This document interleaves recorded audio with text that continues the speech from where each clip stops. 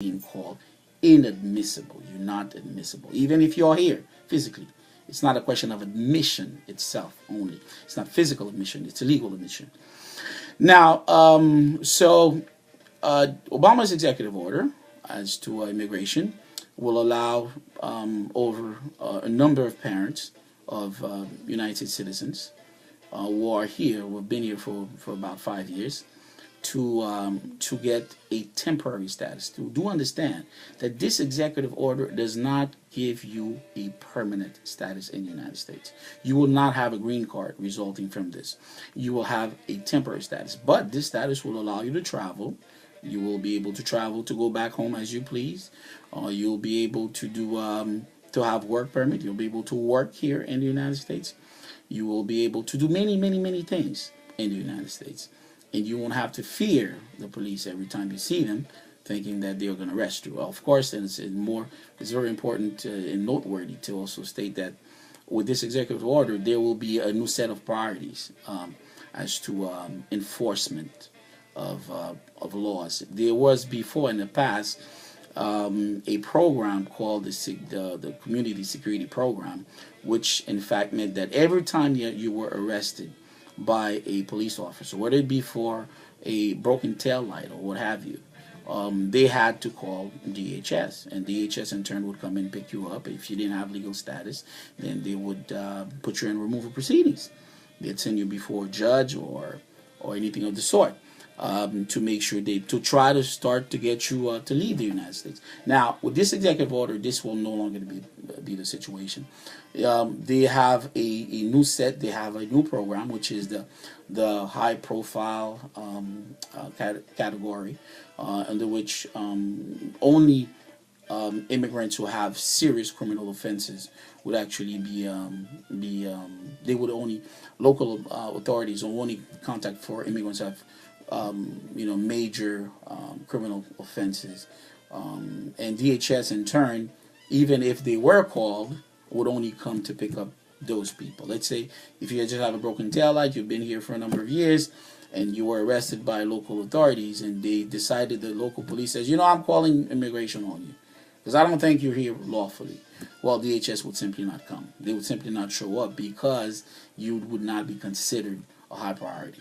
So under this program, this actually puts you in a better situation.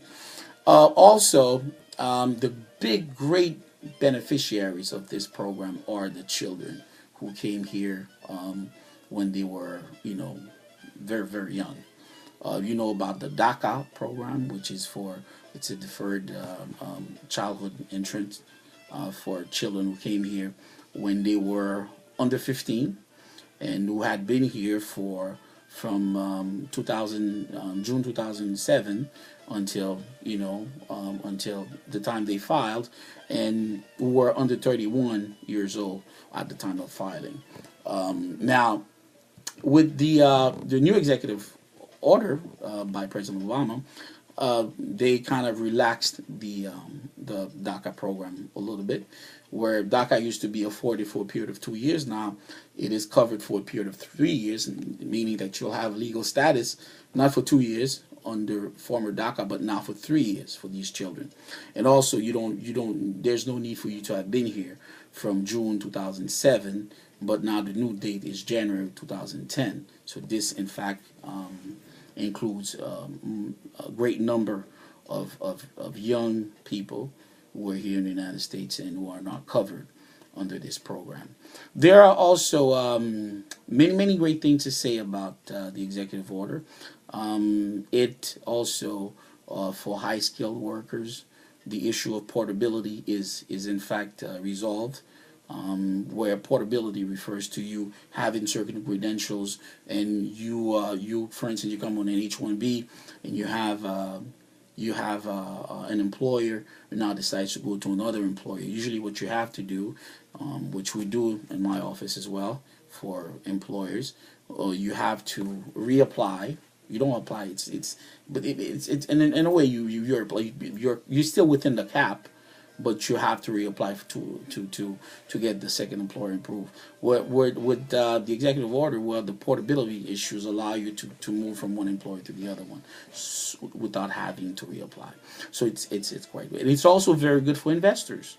Investors now, if you can invest, there are categories for investors, people who have lots of money and want to invest the money in the United States, you can actually get a green card.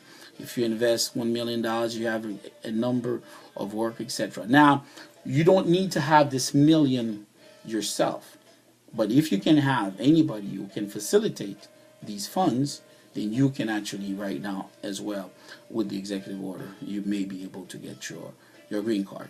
So there are many benefits to this program, to the executive order, and the many good things. So, but the primary beneficiary of the program will be the parents of United States citizen children. By children, I mean people who are, for immigration law, the age is 21. Okay, but you are an adult at the age of 18.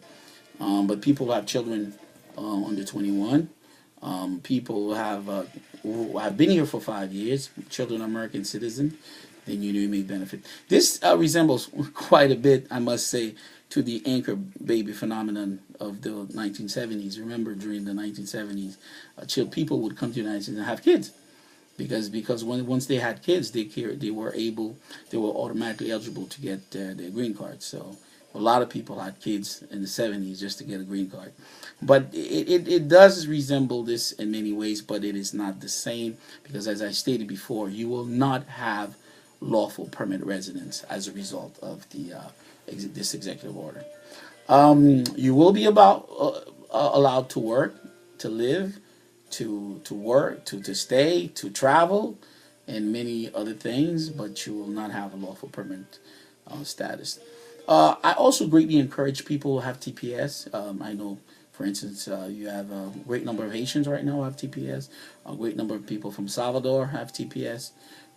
There are people from Mali have TPS. So those who have TPS, TPS generally is granted for 36 months. But in recent years, I've kind of seen that they've been granting TPS for 18 months, renewable, of course. And TPS means temporary protected status. Understand, it's temporary. It is not a permanent status. Don't get too comfortable in your TPS situation. With this executive program, you can actually I certainly encourage you, if you meet the criteria to have TPS and you want to switch over to this new category with the Obama executive program, I encourage you, because it's for 36 months. And immigration, they love to take your money. USCIS loves to take your money. DHS loves to take your money. If you're paying it, they won't reimburse it. So if you have to pay it every 18 months, if you can do it every 3 years instead, then it's much better, I believe. That's my own perspective on things. So, the Obama executive order. An executive order, you know what it is now, right? It's a set of directives, an act created by the president. It's my producers are telling me I'm done, so I have to go. But it's a set of directives created by the president to set about a goal, an objective, where the law is silent. These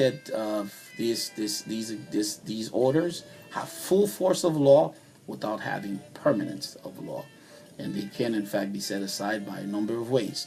And one of the most, before I go, I have to say that the bad thing, because I've said a lot of good things about the executive order, the one bad thing that exists with this is that once you give your information, this information stays in a database, and if ever DHS or USCIS or what have you, or immigration court decides that they want to remove you, or that the next president comes along and says, I don't like immigrants so much, and I want to do something to get them out of here or something. Well, they do have your information, and they can use that information for the purpose of removing you. So there are good sides to it, but that's probably the got you kind of thing with the executive order. Once you come out, you come out. That's what it is. You can't come out and go back. Well, you actually could, but it's quite more difficult, because when you have the prints and have everything, it's a little more difficult.